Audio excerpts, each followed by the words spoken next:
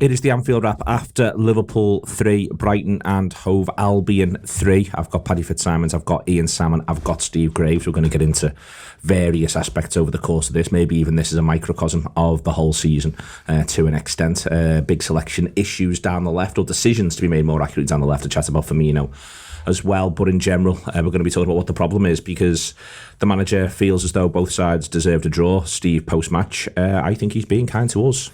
Extremely. I mean, if Liverpool could have won the game, but had they won the game, I just think they'd have had to recall Parliament to discuss what, how on earth that happened, because it was entirely undeserved. I mean, I felt like in the ground, people felt we didn't deserve anything, and that feeds into people not sort of urging them on.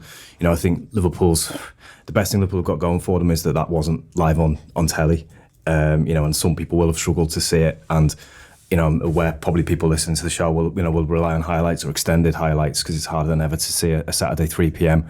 Trust me, there wasn't a minute in that game that Liverpool didn't do something stupid or brainless or reckless or pointless, and that's a really hard thing to deal with when quite a lot of Liverpool's smartest players are on the pitch, and you see them doing mad things. You also see them not reacting to each other's mad things. Yes, certainly in the first 20 minutes.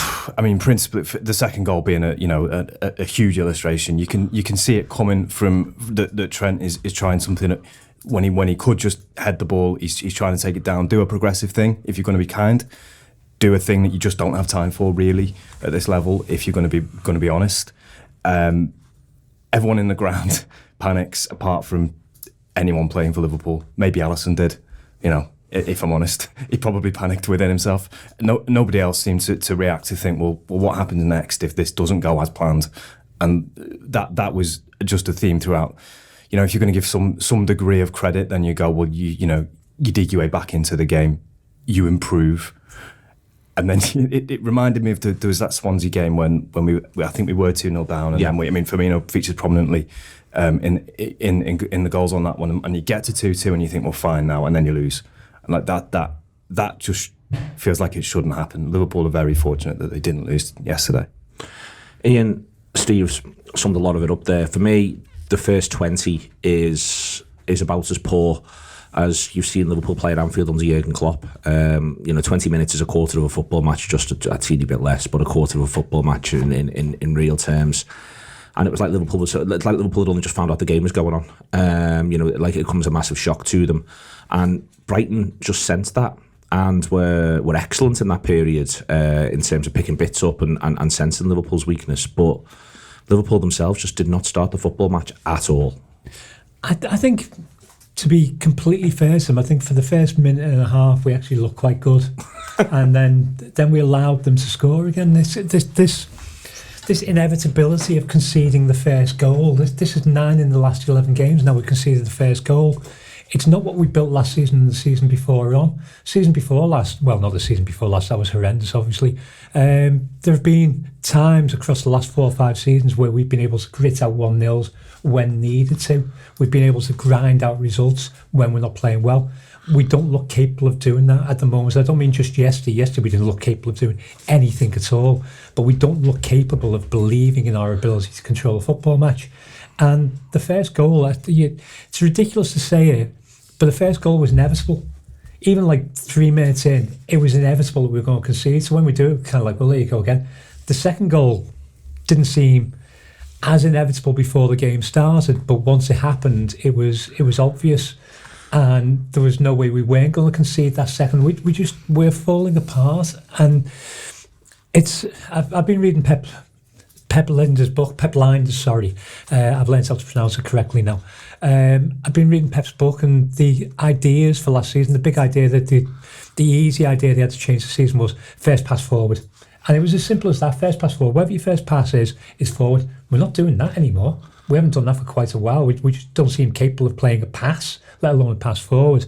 What we had was a combination of people just getting rid when you should have done something more intelligent, or people trying to do something more intelligent when you should just get rid, and not being able to tell the difference between what the two things were. And the other thing about Pep's book from last season is that they talk about doing the brave thing, being courageous with the ball, and obviously, as we're talking about Trent, he's there to do courageous things with the ball. That's literally his job, and none of them are working. So if they're not working, try doing something simple to start off with. So the first 20 minutes sees them coming at us, and our response is to head the ball upwards, lash the ball into the air, head the ball to a player who isn't in the position where you think he's going to be. There were no clearing headers going to one of our own men. It didn't happen at any point, and there were a hell of a lot of headers in that first 20 minutes, coupled with the fact that Thiago couldn't stand up for more than 30 seconds. He was having one of those games, and I love Thiago. I think he's one of the world's best midfielders, obviously. He literally couldn't stay on his feet. And it wasn't that he was putting in bad tackles and not staying on his feet. He was not able to stand up. He wasn't able to pass ball. After 20 minutes, he gets back into it. And at the same time, I feel so much for Fabio Carvalho. I don't think he was guilty of any wrongdoings. I think he was unfortunate to be hooked at half-time, but needed to be hooked at half-time. The lad was anonymous until the last 10 minutes, and it's not his fault he was anonymous, because everybody on the pitch was anonymous. There was no... Considering, we've got Henderson on the pitch, we've got Van Dijk on the pitch. There was no leadership.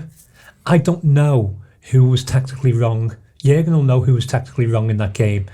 Most of us were talking about the fact that Tsimikas possibly didn't need to come off. Tsimikas, for me, wasn't bad, but he may have been the problem. I genuinely don't know. I don't know what the problems are anymore, but I think there's about 12 of them. I think there's something, I think the overarching problem, Paddy, is something that Ian sort of says there, that the moment when they need to be brave, they're not being brave. The moment when they need to play safe, they're choosing to be brave.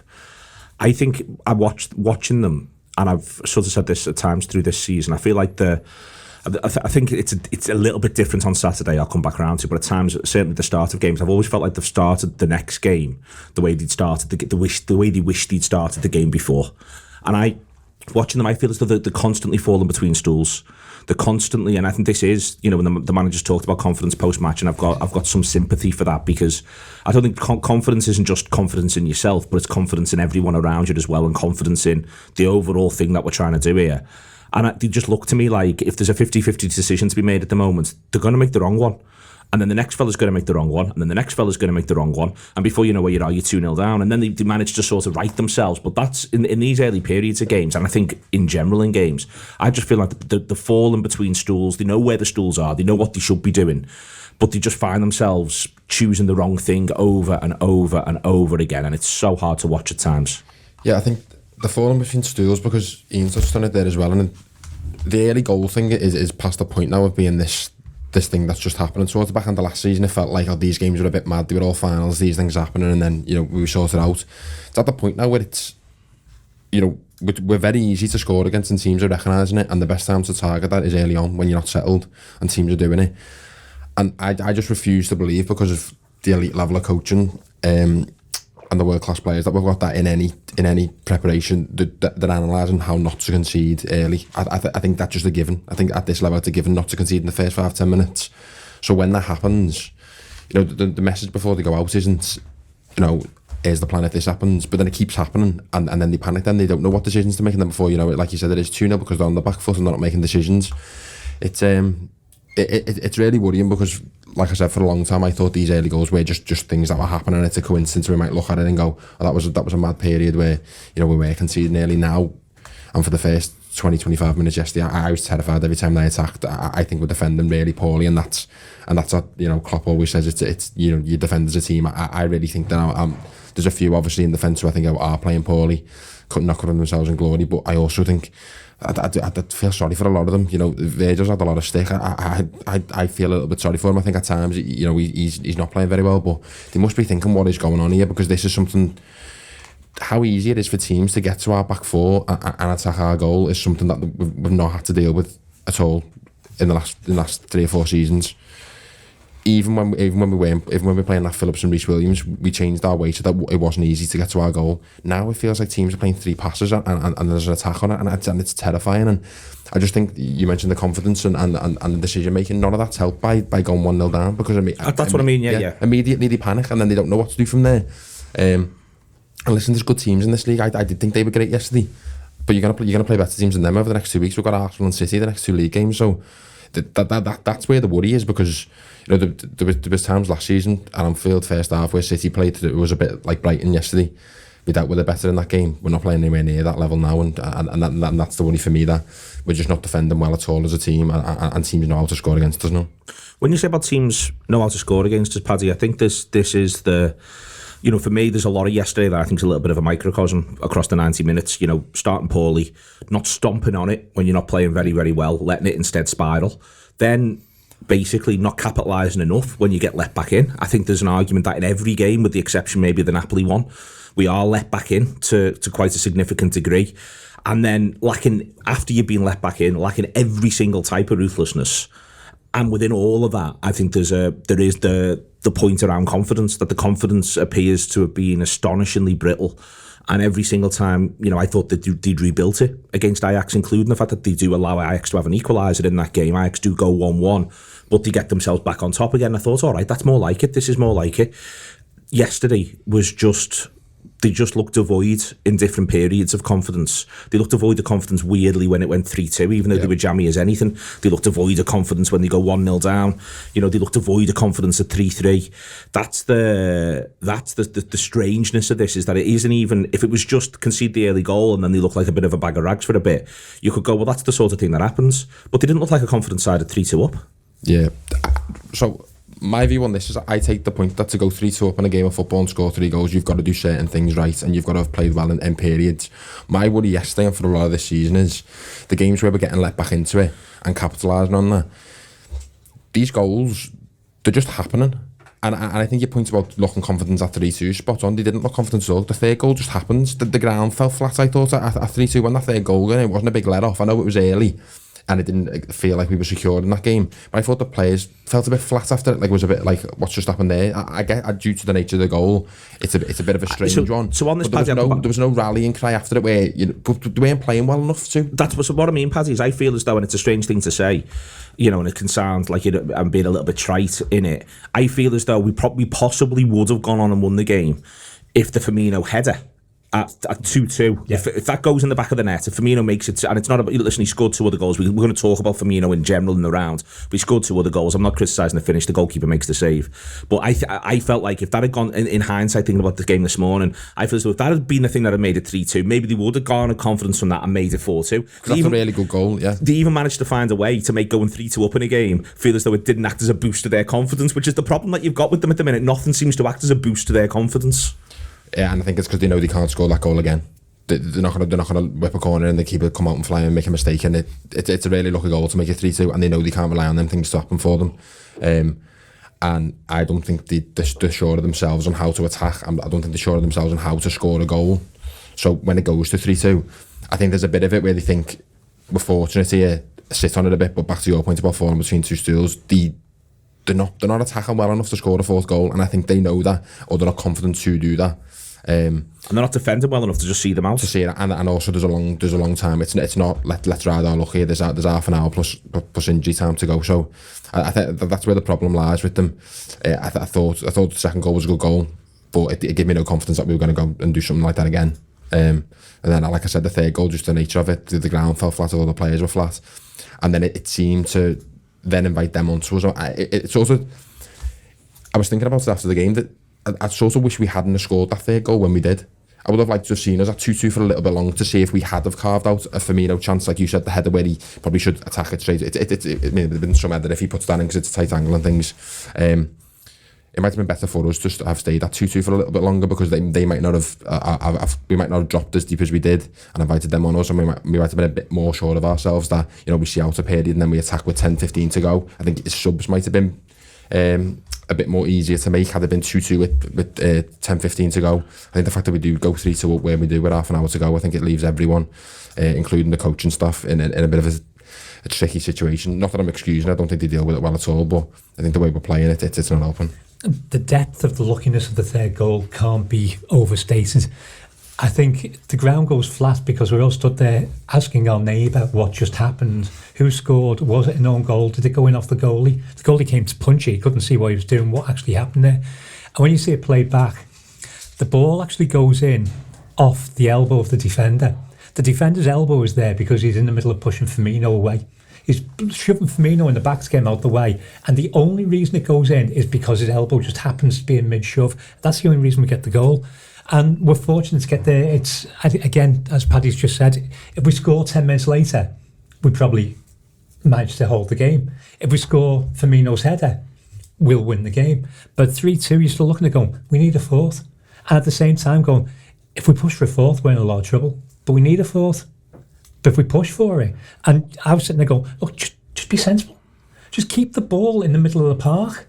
Or just do that for the next 5 minutes, do it for the next 10 minutes, and then do it for the 5 minutes after that. Just keep the ball in the middle of the park and pass to each other. But we haven't got the confidence to do that at the moment because we think we're going to lose it. So we've got dichotomies all over the place. We're inches away from winning that game, but we have to see out 20 minutes. If we had to see out 10 minutes, I think we get it. But having to see out 20 minutes, we just haven't got the courage to do it at the moment. Yeah, I mean, I think the worry, going back to what you said, Neil, about from the Ajax game, you came away going, well, look at the difference Thiago makes, look at the difference Matip makes. Jota as well. And Jota as well. And, well, I mean, Jota doesn't start the game today, but Matip and Thiago start the game. And I think Matip, for a while, does quite well. And I am coming away going, God, I wish everyone had the brain of Joel Matip ultimately in this side, because I feel like most of the time he does something largely sensible or mad at the right time, and then ultimately I think he is really culpable for the third goal. So it's not ideal for my thesis there. But I think the problem feels like we're describing a problem now that you see when Andy Robertson plays. You're describing a problem now that you see when it's Gomez and Van Dijk at centre half. You're describing a problem that you see when it's Nunes up front. It's sort of throughout the whole squad now. It's not like you can go, oh well, when X is back or when this set of circumstances resolves itself, we'll be all right. Because loads of things that midfield is his Champions League final midfield. It's the one criticism you should have of it is it probably doesn't give you enough output, but what it should give you is stability and solidity and experience and ringcraft and all of those things that those three footballers. I mean, we're not even discussing Fabinho because I just feel like, why would you? Because I don't understand. I don't think what is Fabinho's role in that game yesterday? Is it to protect the back four? Is it to help us get on the front foot? Because he does neither, and he doesn't seem engaged in the process of doing either. I feel like as well his distribution at the minute, he's happy enough that the ball has left his foot and broadly gone forwards, and that's pretty much it, and it's someone else's problem from there. And I think he's better than that. And I think he's good at carrying the ball. I think he's good at striking a ball from distance, which you don't really see. Perhaps he was about to when he gets pulled down quite late on for the free kick, which is a great effort from the distance, that Trent's taking it from. There's you can go, well, with that left hand side, that's understandable, but that shouldn't be the case with all of those. At the start of the game, you're going, well, if Liverpool have got one problem here, it might be that I don't see the third most likely goal scorer. And probably, I don't know, Trent? Realistically, and that should be your problem. Struggling to break them down, and you almost come away if it's finished 1-1 and we've struggled to break them down, and they've got a lucky goal somewhere, you're not happy. But you sort of, it's kind of Crystal Palace. You can come away and take some positives. Whereas it was so chaotic, and it's been so chaotic so many times. It can't carry on, and it shouldn't carry on with some of these senior footballers that we've got on the pitch that we are now able to play. There's no excuses or reasons around that, really. Can I just do the Fabinho point? This might be a specifically where you are in the ground thing to see this, and probably wasn't seen by anybody watching on TV. But I have never seen any player bollocked as much by any manager, as Klopp did to Fabinho yesterday. He ripped him apart. It was like a 5-minute tirade against him. The game was stopped and he was screaming Fabinho in the middle of the park. Yeah. It's and it's one of those where you're looking at going, I'm not really sure that's going to help the lad a huge amount. It's the most public bollocking I've ever seen in my life. Couldn't sub him at that point. Well, we still had subs, but he took Henderson off. I remember watching that thinking, as you say, I think you needed to have been in the ground to see it, because even I suspect even television, it was after I think either Milner's put a tackle in or something's happened. It was in the sort of left back area, because for a minute I was wondering, one of them's kicked one of ours, and for a minute one of their lads is late, I think, and for a minute I thought I thought he was going at the ref. I thought he was going at the ref, and then I went, hang on, he's not good. The ref just sort of jogged away there and acted like this isn't.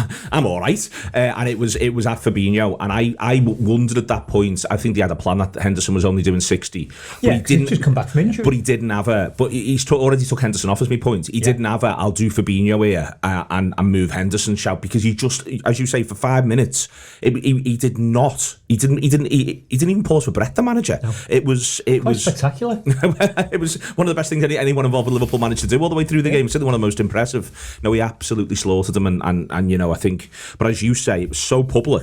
It was so public, and I think it speaks to the manager's frustration. But then he's the one who's picking them. I'd be really keen to know what he was saying, because what was it that Fabinho is in?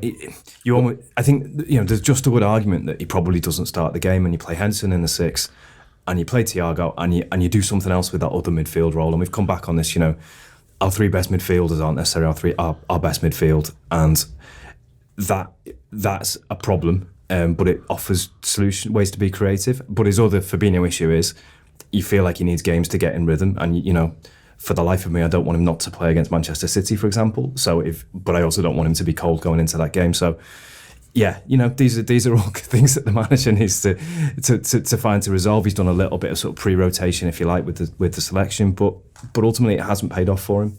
But even then, the pre-rotation is forced upon him, because he says immediately before the game, because it breaks on Twitter just before kick-off, that he's been told by the medical team not to start Núñez and Diaz. They've literally told him that he can't start them, so it sounds. But Diaz plays 45 minutes either way, So this is the and do you start or do you bring on? Yes, but he's got 5. So this is on this. So I want to talk about the selection down the left, because ultimately he's got Núñez, he's got Jota, and he's got Diaz, all of whom can play down the left. Yeah. The other thing that he's got is he's got 5 subs, and he ends up making one at half time anyway. For me, this is I'll go to you first, Steve, on it, then bring Paddy in. But for me, this is, and I don't want to act as though Liverpool don't win yesterday because of Fabio Carvalho. I don't think that's the case. No. And I think that in certain ways Carvalho does well. I think he finds the physicality of it sudden and immense, what he's up against. I think there's a couple of times where, and the way we play, there's certain balls that are fired in his direction and he's not able to look after them, and then suddenly it's coming back. But that's, he is just tiny, and we're going to have to find a plan for that.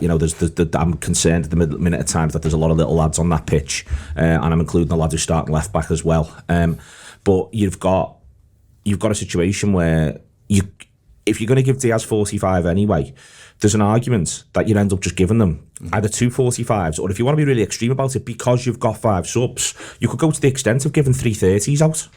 Yeah, the manager has publicly advocated for the 5 subs thing, and I've yet to see us use it to any great effect. And that's a lot of the time that's match circumstances. The circumstances throw up that you just can't make that change right now. You just can't give that player the 30 minutes that you might like to, which is fine. But yesterday felt like a great opportunity to do that. I think if you were going to say you were going to literally do 30, you couldn't start with Carvalho, because everyone thinks he's been hooked. Ultimately, you almost have to tell the world before you do it that you're going to do that. But maybe you can. Maybe you use some of that political capital you've got from being Jurgen Klopp to just explain things in your press conference and just talk people through the idea of, this is what we're going to do for this one specific game where it's going to work out. I mean, there's lots of things you could stick Firmino left for a while and have someone through the centre. Liverpool have got, and the other thing you need to start feeling like Liverpool can look at is, we've got 5 forwards who I think we all think can offer something.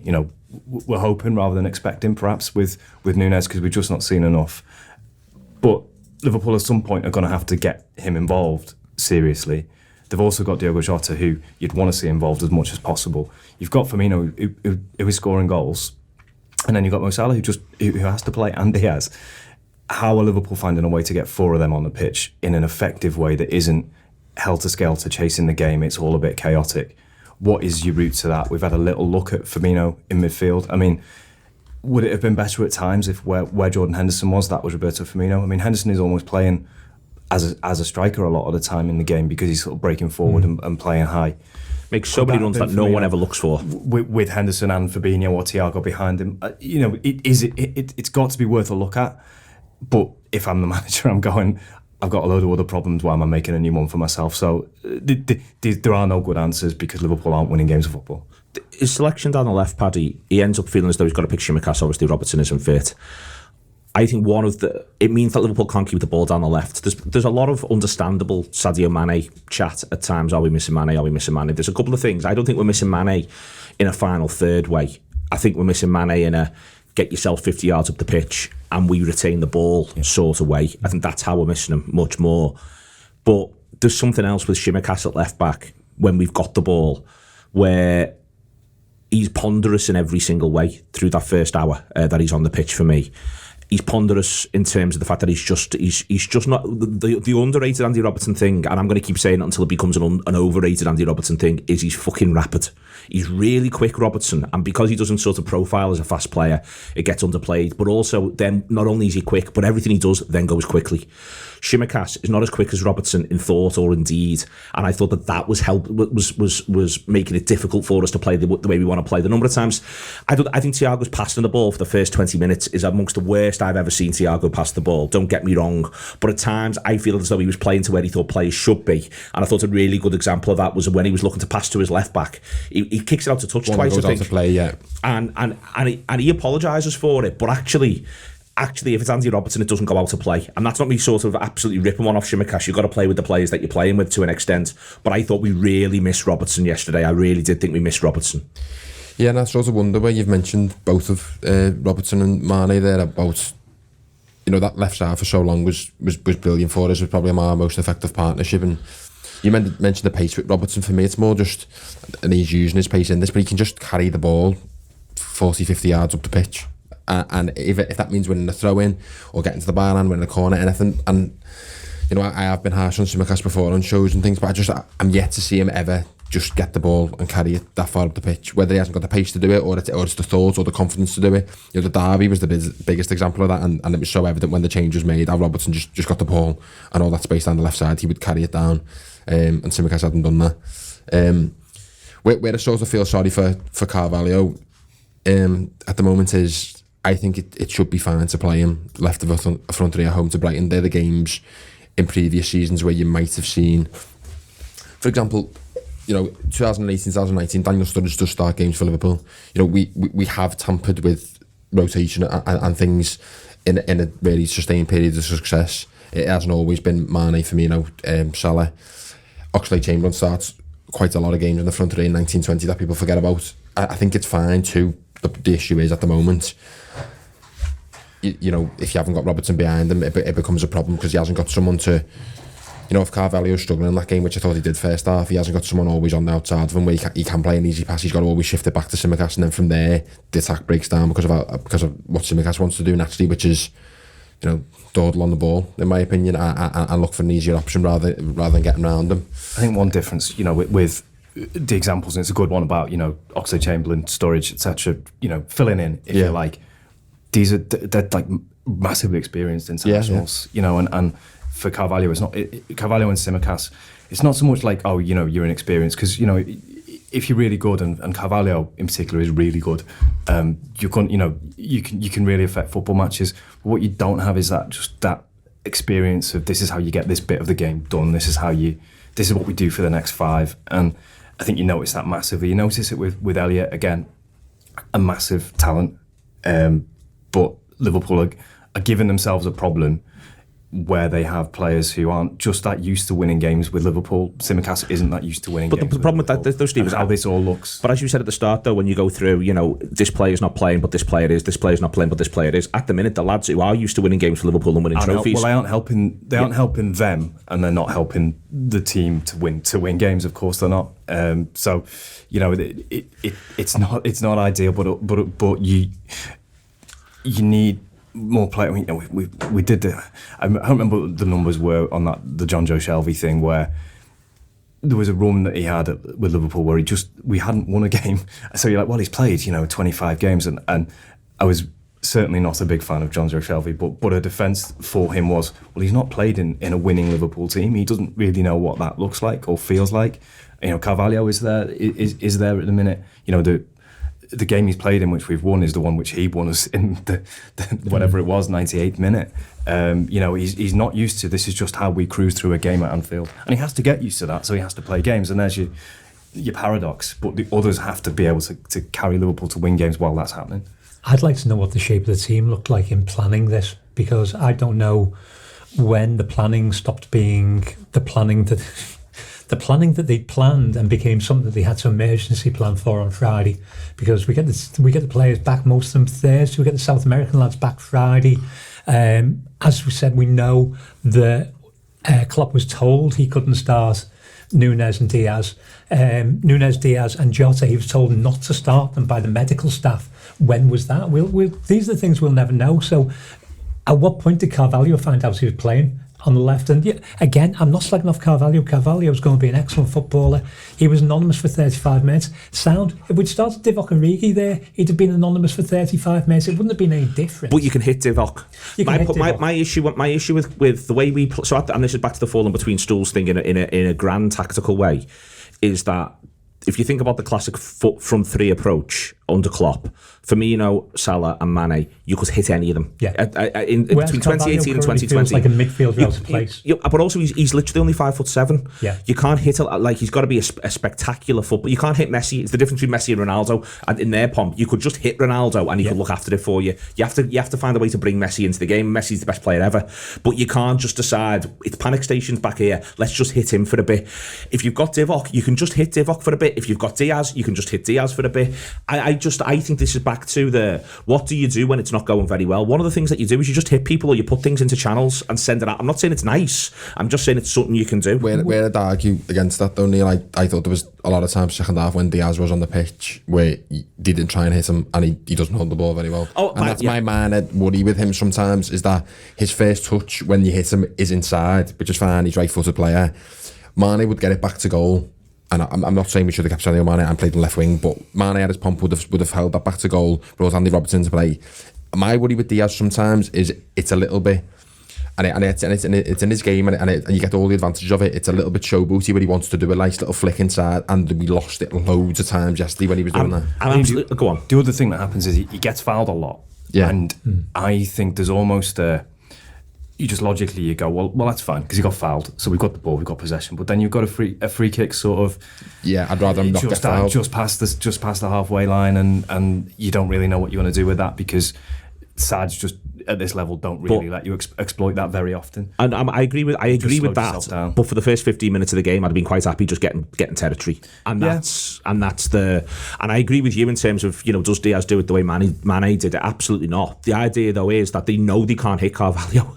Yeah. They know they can't hit him. Do you know, no one's even trying to. Or when they do try to, then it doesn't work, and suddenly it's coming straight back. We do try to hit that right back spot quite a bit in the first half. Yeah, and it doesn't work at all. And which shows our only outball was Salah. The other slightly worrying, there's just one moment when Salah, and I think Salah could ignore literally anyone at times if he feels like he's about to score, but he sort of bursts through the middle, and there's just the obvious pass to create a 9 out of 10 chance for Carvalho, and he takes his own 2 out of 10 chance really. Even for Mo Salah, 2 out of 10, striking it from sort of 20 yards, and I feel like he's much more likely to look for Diaz or Jota if it isn't Carvalho, and I don't think that's necessarily based on what we've seen, because what we've seen from Carvalho so far is he looks like he can finish. Either the goal he has scored or chances he's come very close with. You go, this lad looks like if you create a chance for him, he'll take it. We didn't create a chance for him. We didn't, so and if you are Carvalho, you go, well, I didn't really get a sniff. I didn't really get a chance to show what I can do, and one of the things I can do is be a technician in and around the penalty area. And just to go back to that point though, that we made earlier on about conceding earlier, I know what Salah shot you're talking about, and I wonder if that's because we're 1 or 2-0 down at the time. Yeah. If we're playing well and the confidence is flying and it's 1-0 Liverpool inside half an hour, is he more likely to then pass to Carvalho? I don't know. Yeah. Do you think he Salah... sees the pass as more of a chance taking a chance rather than the inevitable of scoring. We're getting beaten, we're struggling, and Mo Salah, it's my responsibility to try and sort this out, so I'll take this shot on when it might not necessarily be the best option at the time. And Neil said that at the beginning about how they're not making the right decisions in 50-50 situations. I was interested because I think Salah's most involved in the game in that period, and obviously in the lead up to the goal, it seemed to me like he kind of he was angry that he was offside rather than angry with the decision, and he wasn't offside. So I feel like he was playing with his sort of blood up at that point, and I quite enjoyed that. There was just a few bits where you felt like he was really involved, and I think this is going back to the Messi thing to a certain extent. Is how are Liverpool getting this most potent threat involved, and frankly scoring goals in this game that win us this game, because I think loads of other things he did yesterday were good, and the one thing he didn't do was score a goal or give you any belief late on. That kind of thing where you've got the player. Torres used to be this player a lot of the time when you went, well, he's on the pitch, we've got a chance, we've got a real chance here, and Salah's been that player a load of times, and I just don't quite feel it at the minute that you go, well, he's on the pitch, so that's our chance. Phil tweeted something last night, and I thought it was really interesting. After years of not scoring much but providing real input to the sides, I think Firmino might now have completely flipped it on its head and started scoring while being a hindrance in general play. He went on to say the attack just has no focal point, and he suddenly appears somewhere, and there appears to be absolutely no method as to where. I get why he started, but less of it, please. He said it's going to sound harsh, but with the exception of Bournemouth, which I think we can throw out the window and ignore, I agree with him on that. I think there's a link between us not playing very well and him being up front. Fulham away, he went off after we'd been terrible. We basically got better straight away. United away, terrible. Newcastle wasn't great, though he does score. Napoli, terrible. I mean, that's part of Phil's thesis. Yesterday, not good either. The ability for teams to counter on us in every single one of those games was glaring. I think to go back, Steve, to where I was a minute ago talking about Carvalho, this is, for me, massively an outball question. It's, for me, massively who's the footballer you're giving it to, who's going to look after it for a minute or two, parcel it up, and then things are a little bit different. And there's a couple of very good flicks at the start of the second half yesterday. There's a period of time, I think, from 45 to 55 where Firmino looks great, where I thought Henderson was really good 45 to 55. I thought Matip was really good in that period. These lads who were in their early 30s, they all look to me like, no, this is very, very real. To be fair to Henderson, it ends because he gets substituted. There's no other reason why it ends. And to be very clear about Henderson, he was fucking dreadful for the first 15 minutes of that match. Absolutely awful. And there's Firmino making those little flicks for 10 minutes, and he nearly gets Salah in on a couple of occasions with them. But I think what Phil's saying there, I think is really, really fair. I think there's always been a level of unorthodoxy with Firmino, but I think it's now at the point where it genuinely is surprising and, to an extent, distracting to his teammates. The bit in the thread from Phil that I'm less sure about is, I get where he's starting, but less of it, please. I just think I get why he's starting, but how do we accommodate that? And it comes back to me for how do we get another one of those forward players on the pitch, and do we look at the idea that Firmino plays where Henderson played yesterday, at least in the first half? And it doesn't have to be for the advantage of a footballer like Firmino is you can say to him, for 20 minutes you'll do this, and then if the game looks like this, then you do this, and you can speak to that footballer and he can process it and understand it. You've got a player who by any sort of objective measure is kind of in good form. You can literally point to the numbers and go, well, I'm scoring goals and I'm doing effective things. He needs to score a hat-trick in this game, and Liverpool may either have to feel, do they just double down on Firmino for the next month and find a way that you can also have, for example, Jota leading the line, but Firmino in and around, popping up in those areas, like Phil says. There's basically you can read back every criticism as a positive in that thread, and he's just popping up in unorthodox positions, which sounds like a great description of a footballer, but probably not your number 9, and probably not when you've got Carvalho to the left of him, and you really need him to provide that focal point. Yeah, I do think it's an interesting point. I think where I'd agree with Steve as well on the point of him, the less of him starting thing is we've got a problem at the minute where, like we touched on earlier, Mo Salah's not getting in position to score goals. We're struggling in all these football matches, and he is putting the ball in the back of the net. I thought he takes a second really well yesterday.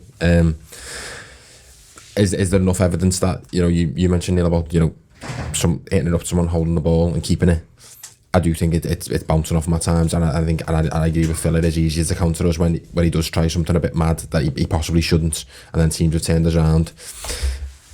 I'd worry about that. I know it's a small sample size, but I'd worry about that with Núñez. In terms of touch and technique, is he the person that's going to keep the ball further up the pitch for you? And know when to move it quickly. It's a very small sample size yesterday, 6 minutes. There's a point he can just release Diaz last minute, and he's if he releases it early, Diaz is in. I mean, he's almost certainly past his first man, and they're going to have to do a lot for someone to cover across and get in front of him. And Núñez keeps it, then looks to play it, and by then the whole thing's gone. The whole they've managed to recalibrate. Yeah, so all I can go to is the best example of it we've seen is the first half against Ajax with Jota, and Jota's had to stick before about is he the best in that sense? I think of the three of them at the moment, I think he absolutely is by a mile. And I think some of the criticism on that side of his game has been a little bit harsh. On the basis of last season. I think if you go to the season before last, his first season, there's loads of evidence of him bringing others into play, assisting goals, things like that. So I think. For me, it's you commit to Jota as that front three player. But for me, it was a tricky one. I think if you did ask the manager, honestly, I think he'd say there wasn't a plan for him to be playing or starting games at this point of the season. He, at this stage of his Liverpool career, with a year left on his contract, I don't think the plan is that he is starting games and being your main man. They've obviously had to deal with the issues of the international thing, and he's probably played more games than he thought because of the Núñez sending off and things like that, the Jota injury. I understand the criticisms of Firmino, like I've said, but also he's putting the ball in the back of the net. So I don't think you can ask for much more from him really at this point. I think he has had a good season. As Steve said before, from Phil's thread, I get why Bobby's starting. Bobby's starting because there's nobody else to start there. It's literally Bobby or nobody. Jota against Ajax played the best version of Bobby we've seen in about 3 years, and he was absolutely excellent in playing that sort of slightly dropping false nine, but not dropping into midfield like Bobby's started doing over the last couple of years. And that's obviously going to happen as you get older. We've seen plenty of players do it over the years.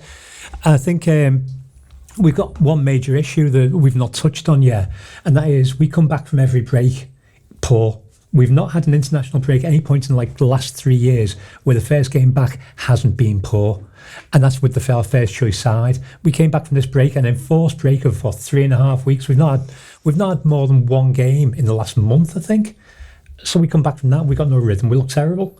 And it's exacerbated by the fact that, again, we don't know when the changes were made. We don't know what changes he was going for originally. We don't look like a team that prepared to play in that shape. We had the points in the second half where we had 4 of our own forward line playing within about 5 feet of each other in the 6-yard box, and none of them able to do anything with it. And we just look disjointed. We also have the issue that, again, something we haven't touched on yet, we're being found out from the first 5 minutes with the quick switch from left to right and from right to left. They were switching the ball across the field and we couldn't deal with it because we're playing with our full-backs quite narrow at the moment. So they might be high, but they're playing quite narrow. We're quite a narrow team, and we're being found out by everybody.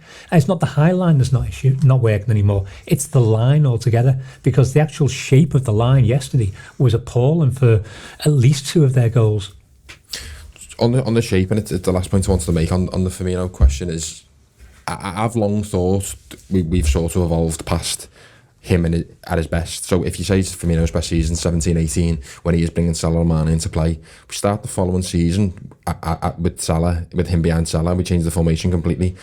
I think long gone. I mean, talking a good few seasons now are the days where he's bringing in wide players for Liverpool. I think we've changed. I think he's still played well in them seasons, but I think we've asked him to do a lot of things differently. My worry now, and where I don't quite know what we're trying to do, and you mentioned the system and the shape there, is are Salah are the wide forward starting really wide because we want someone to bring them into play, because it's been a long time since he's been asked to do that, and he's not as good because of his age and games of football that he's played and injuries he's had. That's my worry with it. I think what we're asking potentially to do, or people criticise him for doing, it's been a while since Liverpool as a team have ever set up that way. You know, he's not the football he was in 17-18, and we don't play that way anymore. So I think you're asking a lot from him. There was loads of times yesterday on the system and the shape that Ian's touched on there, where it looks like one player goes to do something that they've clearly been told to do and the others aren't recognising it. The amount of times Trent dropped and came right inside the midfield, which, you know, people have got issues with, whatever, but then he's not getting the ball. If he's going to go there, you've got to pass him. Like you mentioned before, Neil, about the runs Henderson's making, where he's effectively a striker. If he's going to make that run, you've got to at least try to attempt to play that pass or something similar where he's created some space doing that. Because if you lose that ball, then we're so easily countered then, because we've got players out of position because they're not following the system. Whether you agree with whether we should play in that way or not, I don't think they're not following it very well at all. There appears to have been clear ideas at the beginning of the season that we play with the wide forwards very, very wide. We play with the right-sided 8, for want of a better term. Although, again, Pep's book, he describes Henderson as a 10 at points last season. That right-sided 8 in the midfield is to make the run into the box, and both the full-backs are to make diagonal runs towards the centre of the box, and that was clearly the instruction, because we saw it happen in the first 3 games. Now, Tsimikas wasn't doing that yesterday. Trent wasn't quite doing that. I'm not even sure if the wide forwards were as wide as they have been in previous games. So I don't know if they're trying to reinvent the beginning of the season's reinvention yet again, and we're again building the aircraft while we're flying it. I want to just talk about the midfield. You've discussed Fabinho, Steve. Both Henderson and Thiago come up to an extent. Henderson first. It's difficult when, as I say, I think he's good 45 to 55 just before he gets subbed. I think he's alive. I think he plays 2 brilliant, really progressive passes forward that I think make a massive difference to us. But he's so poor first 20. He's terrible for their first goal. I still think the people around him should react differently, but he still doesn't stop the fact that he's absolutely dreadful for it. And within all of this, he constantly appears to be chasing to be where he needs to be, if you see what I mean. I think there's a funny thing at the minute where I don't think, for me, it was bad decision making from him. It was not the idea of whether or not, his age or whether or not he's fit enough, because my God, he ran round a lot. My point is more, I don't want him running around quite so much at times. He was absolutely charging around the pitch all the way through, certainly the first half, to be where I think he felt as though he needed to be, rather than just looking after his area of the pitch. And then the flip side of that, to talk about Thiago as well, was in that first 20 minutes, Thiago just giving it away time again. And I don't think he ever quite sort of recalibrates his performance, but at least it goes from being a 2 out of 10 to being a 6 out of 10. Yeah, and there's a degree of allowance for first game back, etc. Although that doesn't explain the aberration for the first goal, which just can't happen. You've got to know where you are on the pitch and adjust your expectations accordingly. Really, I do feel like we're seeing the impact of age, not in terms of it's that thing of James Milner runs the most kilometres, whatever, but it's not the same as being just sharp enough to be in the position that you need to be in, and almost cut out a bit of that running sometimes because you're just 2 or 3 years younger. I think Liverpool can find ways to use Jordan Henderson's leadership quality and his undoubted ability, which gets downplayed even by people when they're praising him. The ball he plays, the cross for the Firmino header is unreal. It's a fantastic cross, of the kind that lots and lots of footballers just are not equipped to play. He's got great ability and he's got loads of things to offer this football team, but I don't know if it's in the position that he's been able to, where he breaks forward, he overlaps. He gives us something else, a kind of extra threat that sides can't deal with. Some of age has to catch up with you around some of all of that, and then it also catches up with you in not being back in position to do the next thing. Liverpool, I think are in a position where, at least until they can identify how the midfield looks in 6 months' time, in 18 months' time, where they're going to have to look at how they find a way for a relatively deep-lying two to play and complement one another, and that could be. I'd be quite excited by looking at Fabinho and Henderson, relatively deep lying, and then 4 progressive attacking footballers in front of them. One of those could be Harvey Elliott, who's a bit of both. One of those could be Firmino, who can be a bit of both. It feels to me like that's a thing that Liverpool will be well equipped to do in the short term, is find ways that Henderson can just be more effective, and just also play to his own strengths. And I think you see when he isn't able to, when he is feeling like he's not at it himself, it does diminish his ability to shout at other people, and shouting at other people is one of his top skills. I don't know, maybe I missed it, but I didn't really get a sense of it yesterday, that he was setting the standards, if you like, in the way that I think people. I think when you're that bad for the first goal, I think it's really difficult. Exactly. Yeah. You can't. Everyone looks around and goes, Who are you talking to? Who are you talking to? How are you bollocking Trent for his thing? But you have to be able to do that.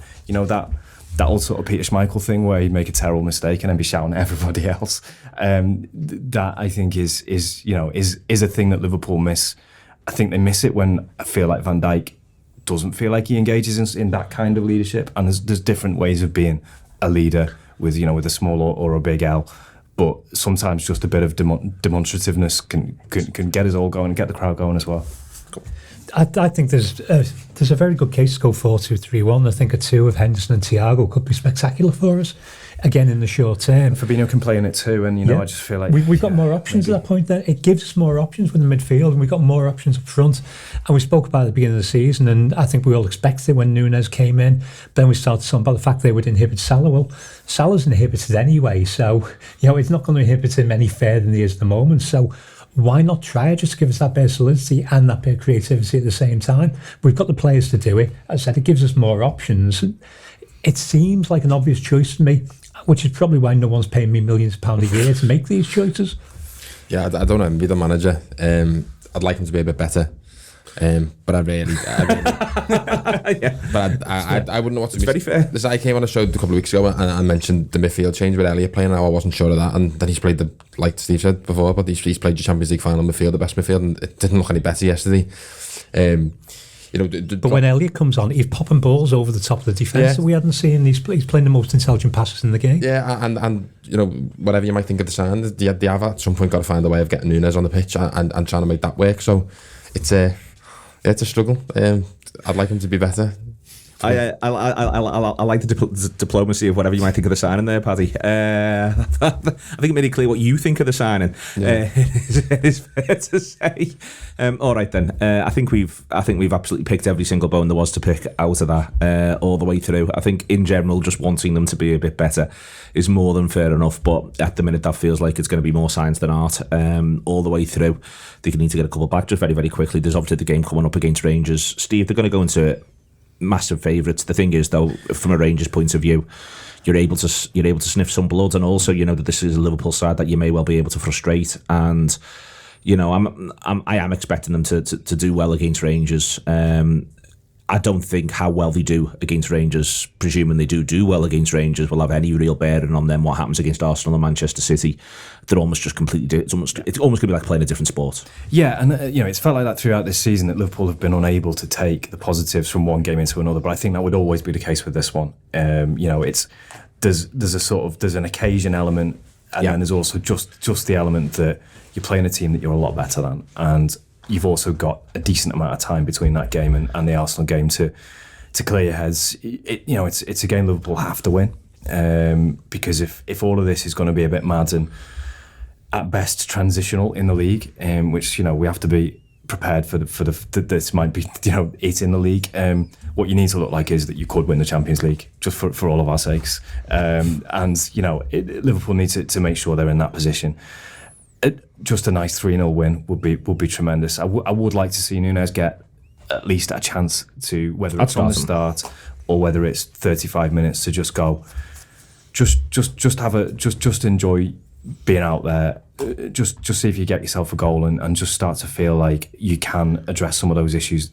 Our biggest concern, I think, is just the touch and just the ability to integrate into this team, and it was really illustrated by that moment that you picked out, Neil. And you need the acid test really of whether that is just something he's never going to get, or something that after 3 attempts he goes, all right, okay, I see it this time, and the manager shows him the video, and next time it doesn't happen again. And there isn't enough of a sample size now, and Liverpool need to really get him into probably the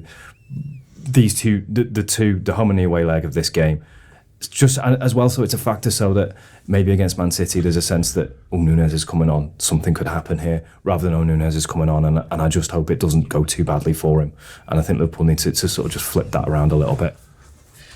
Do something mad. Just go mad. Throw a 4-4-2 in and have Núñez and Jota playing up front together with Diaz and Salah on the wings. Go old-fashioned, go 1980s. If anyone wants my ticket for that one, Ian, then... I'd pay to watch it. Well, I have paid to watch it. Yeah, I've already paid. The money's come out your account, mate. Yeah, I've literally paid 60 quid to watch this, so entertain me. I did the most main stand thing ever on Saturday, leaving the game, just going, I hate to say it, but I don't want to be the ones... I don't want to say things like this, but it's October and the league's over, which is a ridiculous thing to say, and I hope to God they make a fool of me.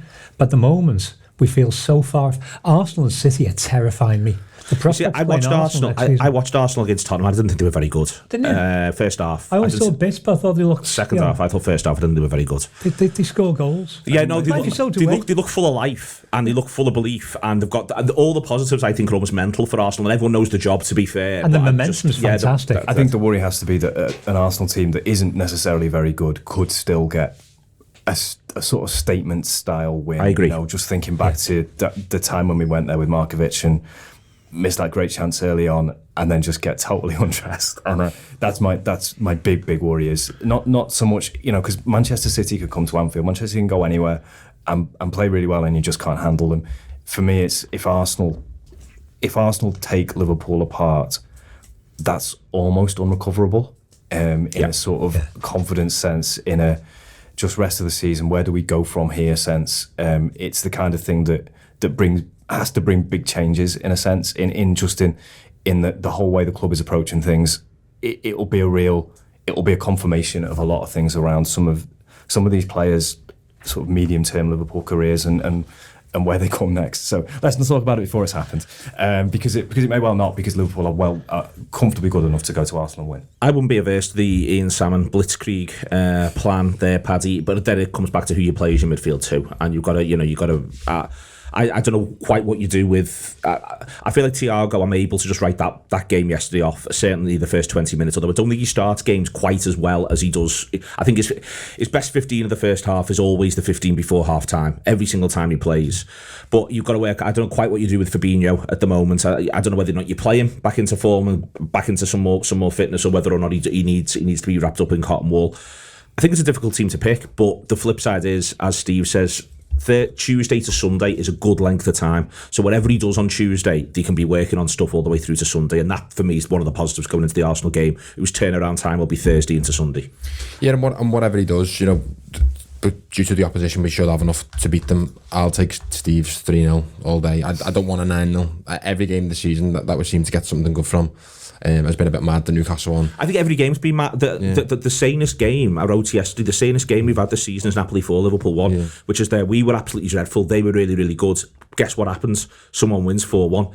Every other game to me, I thought we were really good against Ajax, but if the goals come in a different order and we're 2-0 up on 60 and they just get a late consolation, that's much more sensible. I think there just needs to be less madness. There just needs to be something. 9-0's mad, they don't happen. You need run of the mill, and that's what I want against Rangers. I said to you the other week about papering over cracks, and you said, can we paper over cracks at the end of the season in a sort of jokey way? But no, can we not? Can we just win 3-0?